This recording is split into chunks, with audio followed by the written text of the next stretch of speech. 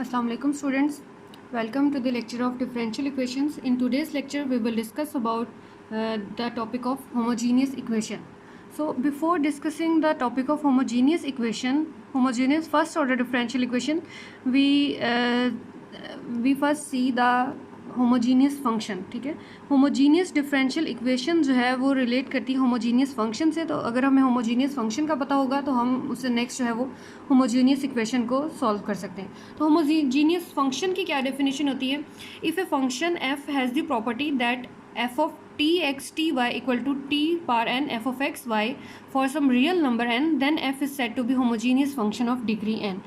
ठीक है, which means कि अगर आपके पास कोई भी फंक्शन f गिवन है जो कि f ऑफ एक्स वाई की फॉर्म में है, अगर आप x को रिप्लेस कर दो विद टी एक्स और y को भी रिप्लेस कर दो विद टी वाई, तो वो अगर इस फॉर्म में उसकी जो राइट हैंड साइड आती है तो t की पावर जो भी n होगी, then the function is said to be homogeneous of that degree.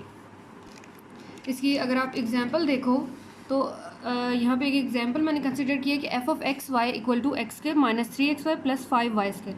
अब इसको चेक करना है आपने कि ये इक्वेशन जो है ये होमोजीनियस इक्वेशन है या नहीं.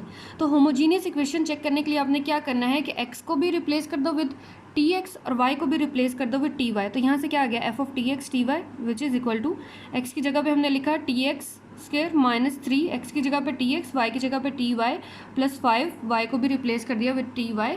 सिंप्लीफाई करने के बाद अब आप यहाँ से देखो हर टर्म में जो टी स्क्वायर आ रही है टर्म कॉमन आ रही है, तो यहाँ से टी स्क्वायर कॉमन ले लो. टी स्क्वायर कॉमन लिया तो अगेन ये वही वाला फंक्शन बन गया एफ ऑफ एक्स वाई. तो मीन्स यहाँ से क्या आ गया t square f of x y. यही चीज़ हमें डेफिनेशन में कही गई थी when f of T x T y equal to t n f of x y. इस तरह से आ जाए then that n is called the degree of that homogeneous function. तो अब इस केस में हमारे पास ये जो फंक्शन है ये इसकी डिग्री कितनी है? The function is homogeneous of degree 2. Clear है? नेक्स्ट एक और एग्जाम्पल देखिए, उसमें भी आपने क्या करना है, यहाँ पे एक फंक्शन गिवन है f of x y equal to cube root of x square plus y square. X और वाई को रिप्लेस करो with t x T y से, देन देखो टी अगर कॉमन आता है और टी की जितनी पावर होगी वो फंक्शन होगा उतनी डिग्री का होमोजीनियस फंक्शन होगा. अब यहाँ से टी स्क्वायर कॉमन आ गया, टी स्क्वायर था और साथ में क्या आ रहा है क्यूब रूट आ रहा है, तो टी पावर 2/3 सेपरेट हो गया और नेक्स्ट जो फंक्शन था वो वही एफ ऑफ एक्स वाई बन गया. तो इस केस में हमारे पास ये फंक्शन जो है ये होमोजीनियस फंक्शन है ऑफ डिग्री 2/3. नेक्स्ट है एफ ऑफ एक्स वाई है x square plus x cube plus 1. अब यहाँ पे भी एक्स और वाई को रिप्लेस करो with t x T y से, तो एक्स को रिप्लेस किया तो यहाँ आ गया t cube x cube plus y को रिप्लेस किया तो t cube y cube plus अब यहाँ पे 1 कांस्टेंट है तो यहाँ पे तो कुछ भी ऐड नहीं होगा, प्लस 1 एज इट इज़ आ गया.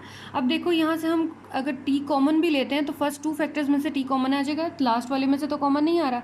सो it's mean F of T x T Y is not equal to T cube F of x Y, क्योंकि T cube F of x Y किसके इक्वल होता? अगर ये वाली इक्वेशन लाइन आ जाती, ये वाला फंक्शन बन जाता, फिर आपके पास T cube F of x Y के इक्वल था. तो ये वाला जो फंक्शन गिवन है X cube plus Y cube plus 1 is not a homogeneous function, क्योंकि यहाँ से टी की कोई भी टर्म जो है वो कॉमन नहीं आ सकती थी.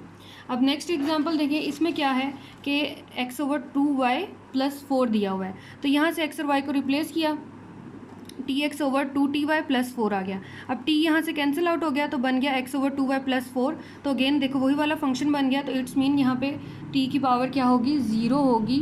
तो ये वाला जो फंक्शन है ये हमारे पास होमोजीनियस फंक्शन बन गया ऑफ डिग्री 0, क्योंकि t पावर 0 किसके इक्वल होगा? 1 के इक्वल. तो वही वाला फंक्शन एज इट इज़ आ जाएगा.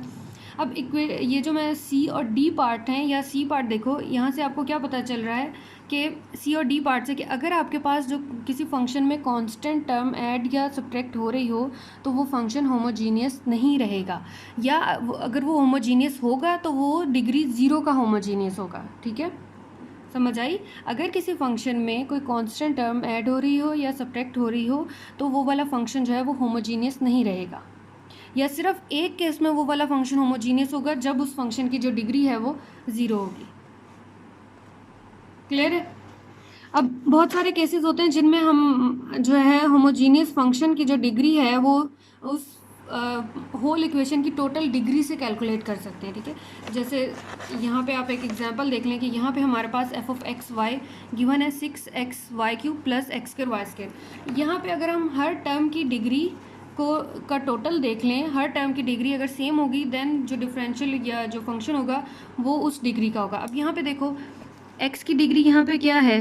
1 है और 3 की y की डिग्री यहाँ पे क्या है 3 है, तो 1 + 3 क्या हो गया, इस वाले फैक्टर की डिग्री कितनी हो गई 4 हो गई। इसी तरह यहाँ पे x की डिग्री कितनी है 2, y की डिग्री है कितनी 2, इन दोनों को ऐड किया तो यहाँ पे भी डिग्री 4 हो गई, मीन्स हर टर्म की डिग्री 4 है।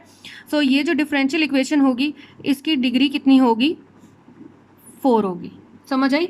हर टर्म की डिग्री का सम कर लो, अगर हर टर्म की डिग्री सेम होगी तो वो डिफरेंशियल इक्वेशन सेम ऑर्डर की डिफरेंशियल होमोजीनियस इक्वेशन होगी। इस नेक्स्ट केस में भी आप देखो x की डिग्री यहाँ पे क्या है 2 है और y की डिग्री यहाँ पे क्या है 1 है, तो दोनों की डिग्री सेम नहीं है। So in this case this function is not homogeneous. अगर डिग्री सेम होंगी तो फंक्शन होमोजीनियस होगा, अगर डिग्री सेम नहीं है तो वो होमोजीनियस नहीं होगा। और डिग्रीज कैसे चेक करनी है कि हर टर्म की x की डिग्री 1 थी, y की डिग्री 3 है, तो 3 + 1 इस होल फैक्टर की डिग्री कितनी होगी 4। इसी तरह यहाँ पे x की डिग्री 2 है, y की डिग्री जो है वो भी 2 है, तो 2 + 2 इस होल फैक्टर की डिग्री कितनी होगी 4। हर टर्म की हर फैक्टर की डिग्री सेम आ रही है 4 आ रही है, तो ये जो इक्वेशन होगी दैट इज़ दी होमोजीनियस, या ये जो फंक्शन होगा that is the homogeneous function of degree 4। Hopefully आप लोगों को क्लियर हो गया होगा। इससे रिलेटेड मैं कुछ क्वेश्चंस आप लोगों को सेंड कर रही हूँ, वो आपने क्वेश्चन सॉल्व कर लेने हैं। उसमें भी आपने बताना है, चेक करना है कि फंक्शन होमोजीनियस है और अगर हैं तो किस डिग्री के होमोजीनियस है। ठीक है, okay, thank you so much.